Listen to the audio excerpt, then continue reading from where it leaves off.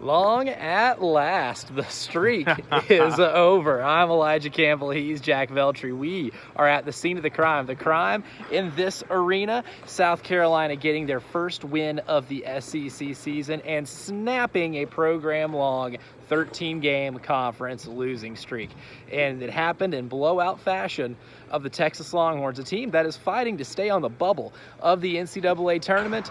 And what better way to burst someone's bubble than to hold them to half a point per possession through the first 15 minutes. And your best player, Colin Murray-Boyles, going for 22 points, 10 rebounds, 3 assists. Oh, yeah, and 3 blocks, too. Just an all-around really good game. And for the first time this year, Jack Veltri, this team got over the hump and played a complete 40 minutes of basketball. It's been a really rough season for South Carolina, obviously. They haven't won since December 30th of 2024, so it's been a long time. Feels and like ages. SEC play has been really tough this year. Like, this conference is insanely good. But I know for those players, and I know for Lamont Paris, you can hear the relief.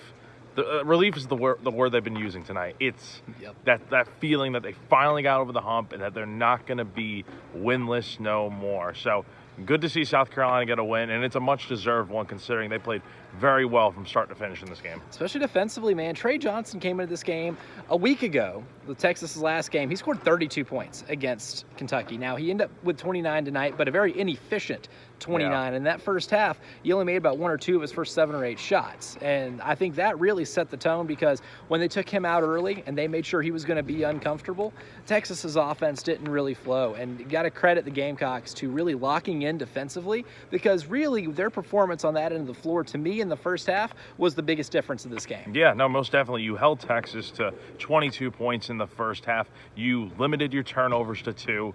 You only missed 2 free throws. You went 14 of 16 at the line, and your best player got himself going. I mean, CMB, we've been waiting for him to kind of like, he's such a selfless dude, so it's not like he's, this hero ball, me type of player, not at all.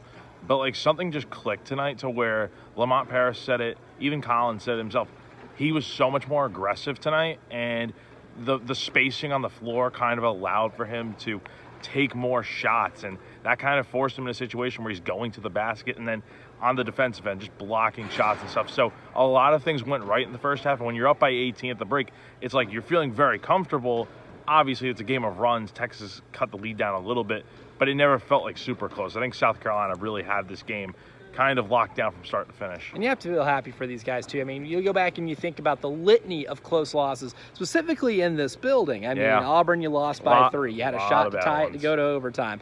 You blew the lead against Florida, and Will Richards, scores that layup with 3 seconds left. That was Florida's only lead of the game. It's the only one they needed. You took Mississippi State to overtime here. You gave Texas A&M everything Texas A&M could handle. You had a lot of really close losses against some really good teams in this building.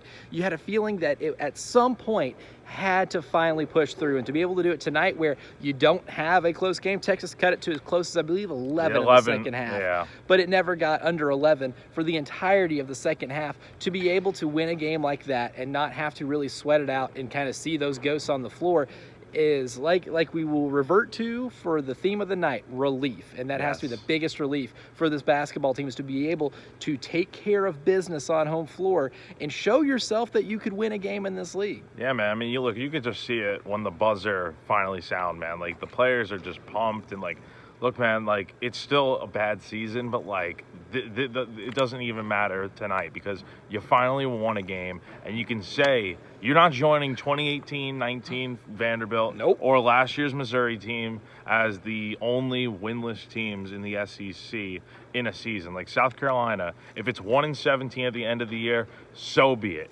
Is what it is. Better than 0-18, man. You never see a 1 in that column and a 0. But it just shows, the work it takes to win in this conference. Like, I don't know how teams like Auburn, Florida, Tennessee, they continue to win game after game. Alabama, it's so hard to win in this conference, and South Carolina did it really well last year. Granted, the conference wasn't as good last year, but this year it hasn't been there, and it just gives you a little bit of hope that, hey, you can win one of these games, and you can win it in convincing fashion. Now you hope to take this into the next game and do it on there from so forth. So it makes tonight so special. It's been a very difficult season to maneuver for players, coaches, fans, everybody that's been following along and cares and loves this team. But tonight is a reason to celebrate, enjoy the win tonight. Yep. We'll talk about it all tomorrow. Final score, South Carolina 84, Texas 69. We'll be discussing this all day on Monday, starting with the early game, leading all the way up with Jack and Tyler, and then myself and Jay from 3 to 6. We'll have you covered. 803-404-6100. Call in to take your victory lap. Yes, it's a tough season. Yes, you're still 1-13, but you're no longer winless in SEC play. We'll talk to you on Monday.